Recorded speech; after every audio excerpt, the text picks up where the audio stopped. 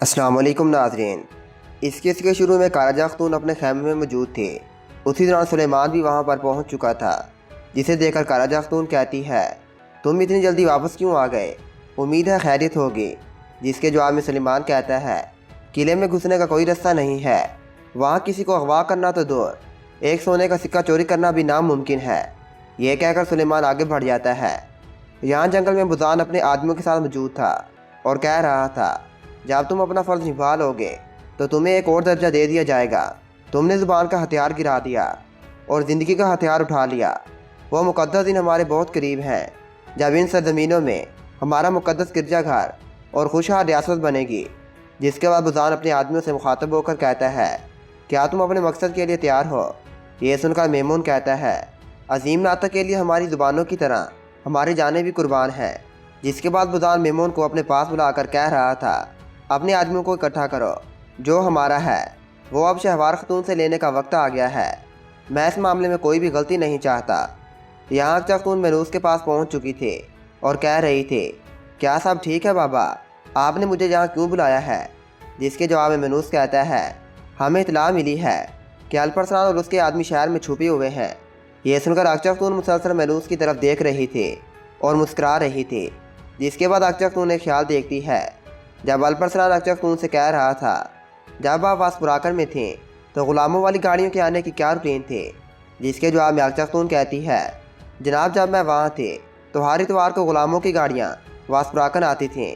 अल्परसान कहता है, क्या उन्हें फ़ौरन भेज दिया जाता है? जिसके जवाब में अक्चा खतून कहती है, नहीं हुज़ूर, उन्हें एक दिन डॉक्टरों को दिखाने के लिए रखा जाता है। ये सुनकर अल्परसान कहता है, जब हम अपने भाइयों का बदला लेंगे तो इंशाल्लाह आपके दिल को भी सुकून मिलेगा। यह कहकर अल्परसान वहाँ से चला जाता है। जिसके बाद अक्चा खतून कहती है, जब आप वासपुराकन में दाखिल होंगे तो वासपुराकन काफरों की कब्र बन जाएगा और सल्जूकों के लिए एक वतन इंशाल्लाह। जिसके बाद ख्याल ख़त्म हो जाता है। अक्चा खतून कह रही थी, अल्परसान वो कैसे बाबा? जिसके जवाब में मनूस कहता है, मारिया तुम अल्परसान के आदमियों को अच्छी तरह जानती हो।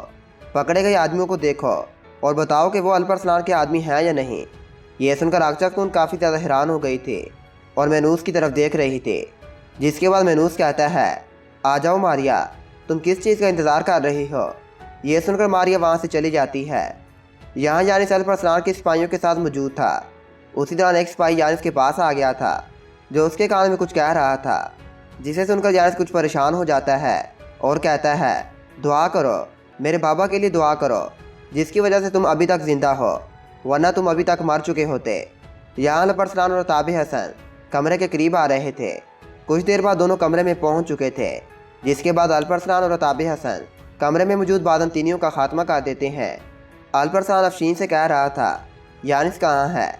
यहाँ मेनूस और अक्चा खतून कैदी सिपाही वाले कमरे की तरफ रवाना थे। उसी दौरान एक सिपाही पास आकर कहता है, जनाब आपके हुक्म के मुताबिक कैदियों के कमरे में हमारे मुहावजों के अलावा कोई नहीं है। जिसके बाद मेनूस अक्चा खतून से कहता है, मैं नहीं चाहता कि कोई तुम्हें देख ले। यहाँ अफशीन अल्परसान से कह रहा था, जनाब के काऊ मेनूस ने साहब को जिंदान से निकाल दिया है, इसलिए यानिस भी बाहर चला गया है। जिसके जवाब में अल्परसान कहता है, हम बाद में यानिस से निमट लेंगे, अब हमें यहाँ से निकलना चाहिए। यहाँ मेनूस कैदियों के कमरे की तरफ रवाना था। कुछ देर बाद मेनूस और अक्चा खतून कमरे में पहुँच चुके थे, लेकिन यहाँ बादंतीनियों की लाशें मौजूद थीं। जिसे देखकर मेनूस काफ़ी ज़्यादा परेशान हो गया था और कह रहा था, लानत हो, अल्परसान ने उन्हें आज़ाद करवा लिया है। ये सुनकर अक्चा खतून काफ़ी ज़्यादा खुश हो गई थी। जिसके बाद मेनूस कहता है, वो छुपे हुए हैं, उन्हें हर जगह तलाश करो और जल्दी मेरे पास लाओ। उसी दौरान बाहर से किसी ने दरवाजे को ताला लगा दिया था। जिसे देखकर मेनूस काफ़ी ज़्यादा चीखें मार रहा था। बाहर अल्पागोत अपने हाथ में कुछ चाबियाँ लिए जा रहा था, जबकि मेनूस चीखते हुए कह रहा था, दरवाज़ा खोलो। यहाँ अल्परसान अपने सिपाहियों के साथ बाहर आ चुका था। अताबे हसन कह रहे थे, काफिरों ने अपने तमाम आदमी दरवाजे पर खड़े कर दिए होंगे, अब हम कैसे बाहर निकलेंगे? जिसके बाद अल्परसान पास पड़े एक रस्से की तरफ देखकर कहता है, हम पीछे से निकलेंगे, जहाँ कोई दरवाज़ा नहीं है। यह कहने के बाद अल्परसान वो रस्सा उठा लेता है और अपने सिपाहियों के साथ वहाँ से चला जाता है। यहाँ मेनूस मुसलसल चीख रहा था, दरवाज़ा खोलो। उसी दौरान यानिस भी वहाँ पर पहुँच चुका था और ताला खोलने की कोशिश कर रहा था। यहाँ किले के अहाते में सब मौजूद थे। दुकास कह रहा था, अल्परसान कहाँ है? जिसके जवाब में निस्तुर कहता है, वो उस गाड़ी में वापस चला जाएगा जिस में वो यहाँ आया था। ये सुनकर दियोजन कहता है, निस्सुर अल्परसनान जानता है कि हम उसे ढूंढ रहे हैं, फिर वो उस गाड़ी में वापस क्यों जाएगा? वो दरवाज़ों की तरफ से फरार नहीं होगा।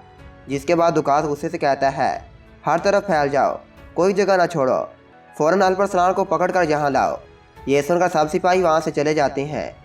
यहाँ अल्परसनान बाद 3 सिपाहियों को मार रहा था और किले की पिछली तरफ से निकलने की कोशिश कर रहा था। कुछ देर के बाद सब एक बड़े टावर के करीब पहुँच चुके थे। आर्तू कहता है, जनाब ये बहुत ऊंचा है, हम रस्सी की मदद से भी इस पर नहीं चढ़ पाएंगे। अल्परसनान कहता है, ऐसी कोई ऊंची दीवार नहीं जिसे हम मिलकर अबूर ना कर सकें। ये सुनकर सब अल्परसनान की तरफ देख रहे थे और यहाँ इस किस्त का अख्ताम हो जाता है।